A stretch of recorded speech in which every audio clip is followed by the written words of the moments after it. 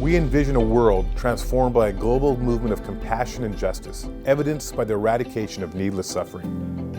There is a want to help, from people here to the people overseas. The King will reply, "Truly I tell you, whatever you did for one of the least of these brothers and sisters of mine, you did for me." It can seem overwhelming in that your donation is just a drop in a bucket, but at Hungry for Life, we walk alongside people here in North America and people overseas to help their visions and passions come to fruition. And what we do can be hard to explain, so let me tell you a story.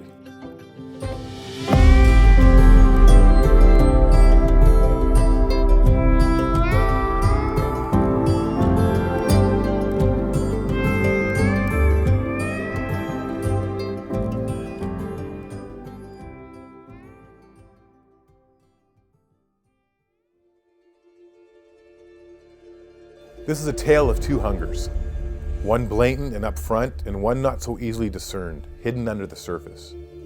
The physical hunger is one we've all seen, from the streets of our town to places we visited halfway around the globe, the lack of schools and the lack of tools, a place without water or proper hygiene.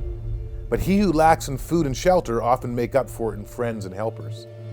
And though there is so little to go around, greed does not thrive here. From deep within is a strength, a spiritual fire that burns without falter. The other is a spiritual hunger, a yearning for more desire, more fire within, something that can't quite be grasped, not well understood how to attain, yet is eternally important. It might be manifested in greed and complacency, a searching that is satisfied through individualism and a sense of loss felt in moral confusion. But it isn't obvious. It slips through the cracks and weeds its way into lies. Every day, it becomes normal. And yet, there is hope for both. One needs food and the other gratitude. By taking each other by the hand, both can flourish. Has not God chosen those who are poor in the eyes of the world to be rich in faith and to inherit the kingdom He promised those who love Him? And God will generously provide all you need. Then you will always have everything you need and plenty left over to share with others. As the scriptures say, they share freely and give generously to the poor. Their good deeds will be remembered forever. We all know that these two hungers can be fed by anybody. But with a guide, these needs can be met with an even greater effectiveness. For a visual, let's use a bucket. The bucket can be filled with all your hopes, your dreams, your goals, and the resources made available to make those succeed. It could be wells, schools, gardens, or building homes. That is only one part of the puzzle, though. There's a whole other world out there with wisdom, ideas, and knowledge of their own. And so, another bucket. And the process happens again with it being filled with hopes and goals. And there are guides along the way to help focus each side to make their goals attainable and powerful.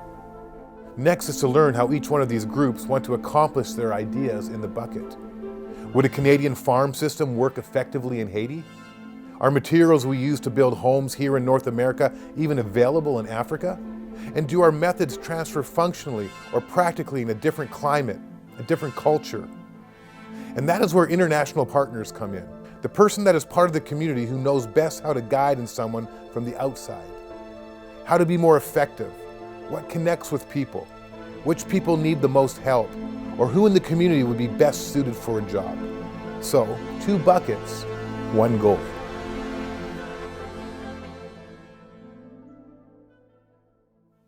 The buckets are just the start. Empty them out and see people's hearts. One dream here, the other there. What works well? How would each bucket see the most benefit? Matching people here with people overseas, let's line up the best fit to make these dreams a reality. Now that the plan is set up, we move to the next step. Let's start feeding these two hungers and see the effect of those drops in the bucket. Your heart in your hands, ready to serve and be filled. And fundraising is the next part, along with culture orientation, preparation for a team trip, and the meeting of two worlds. This is where the rubber meets the road, building relationships in person and feeding those hungers. Coming in with resources and humility to learn from each other and lessen our spiritual fragility. Stepping on that plane, feeling it take off, your world disappears beneath you and you prepare your mind for something new. The plane lands and you step off into a grassy airstrip. This is it. This is where that talk becomes the walk. Ideas become actions. This is where the two stories become one. Introductions are made and accommodations are set.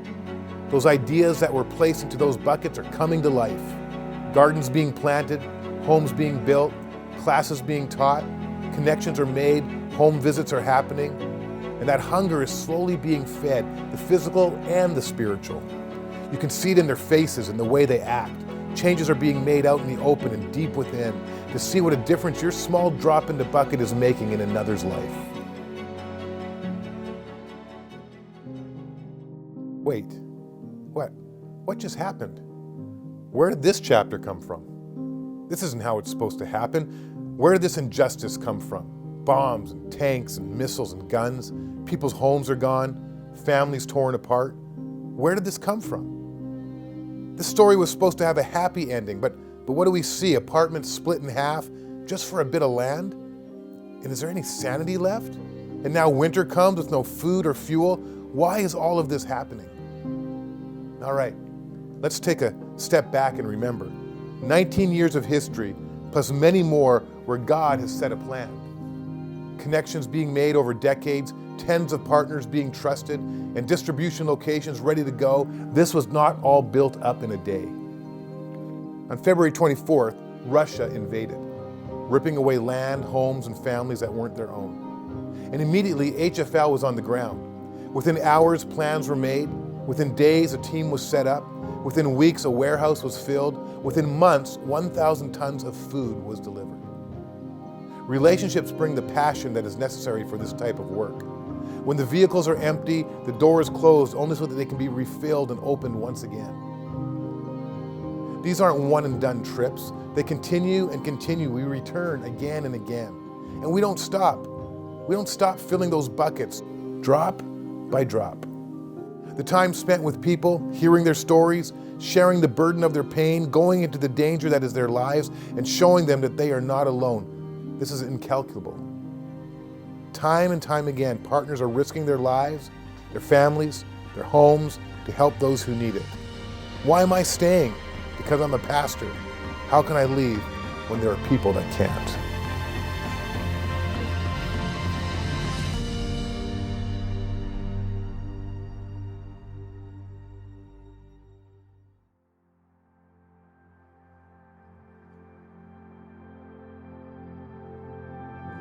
Stepping off that plane again, back on home turf. What is next? Leaving people in their positions overseas, it feels wrong. Something is different though. The wheels are turning and the bucket comes back to mind. What new ideas can form? These people that we met, how can we feed their hunger more, fill their buckets more? How can I be fed more? The smiles on those faces, the thankfulness of their hearts. It's so much more than just a missions trip. It's so much more than just a drop in the bucket. It's impacting someone's life. It's changing yours, mine. Well, a lot is happening here. 25 countries, 285 teams, over 19 years.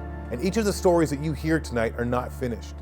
As of right now, HFL is active in 14 countries, over 55 projects, and just for Ukraine, they have raised over $3 million. HFL's job is building relationships. Each face you see tonight, each story that you hear is someone they are continually connected with. And you know what? This is just the beginning. God's work isn't done. There are new staff, new projects, new countries. This is just the beginning.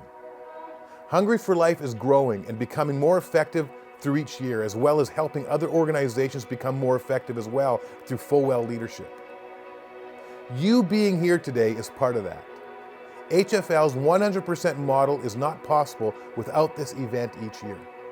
So thank you for being involved in all that we can accomplish. Why not help others get involved in the story next year?